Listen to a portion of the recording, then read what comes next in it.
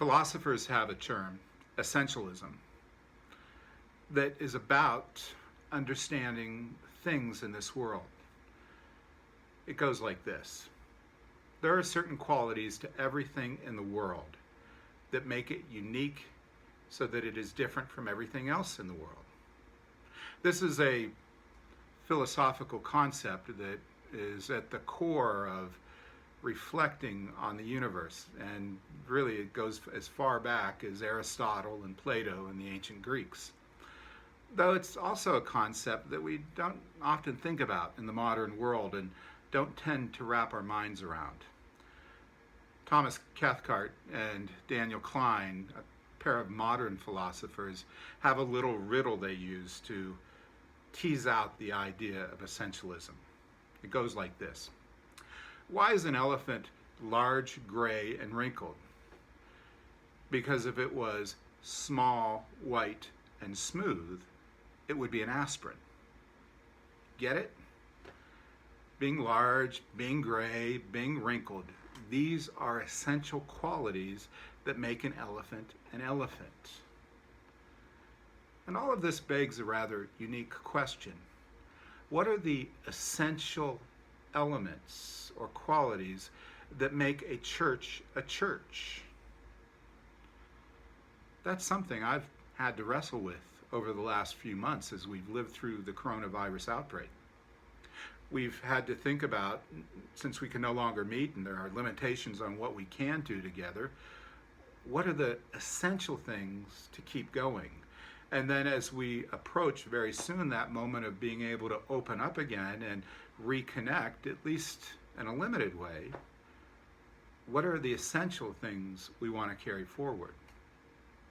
Now, for the church in a generic sense, we probably have something in our mind that are essential to be a church. It might be songs that are being sung. It might be particular scriptures that are read. For some people, having a steeple is essential to being a church.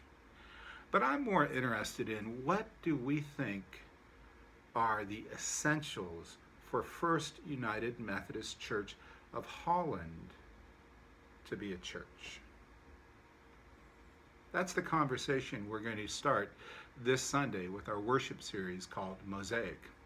If in our last series we have talked about the pain of being separated and all the loss we have felt around the coronavirus, then in this series we want to start thinking about what are the pieces, what are the essential pieces that we want to plug back in as we start to reconnect and relaunch the church.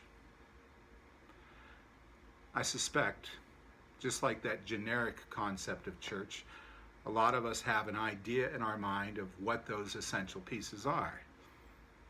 From the pulpit, we'll be talking about some of the things that I've been reflecting on, that the staff has been reflecting on, and that the church leadership has been reflecting on about what are the essential qualities we want to emphasize going forward that will lead us to a fuller vision of being God's people.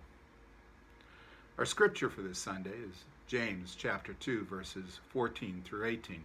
You might want to read it in advance because it lays out pretty bold terms one of the essentials we've been talking about. I'll let you read it to prepare yourself for the upcoming sermon series. And on a final note, we've enjoyed doing these daily devotions during the coronavirus outbreak, but we are now shifting to a new phase. The offices will be opening up with some limitations starting next Monday. We're anticipating being able to open the church based on governmental orders within the next month or two, and so the staff is going to be doing a lot of work in getting prepared. What I'm trying to say here is that these devotions are going to be evolving into a new way of being. They'll no longer be each day, but they will be on Tuesdays and Thursdays, and they'll go on Facebook at 8:30 in the morning. Their focus is going to be a little bit different as well.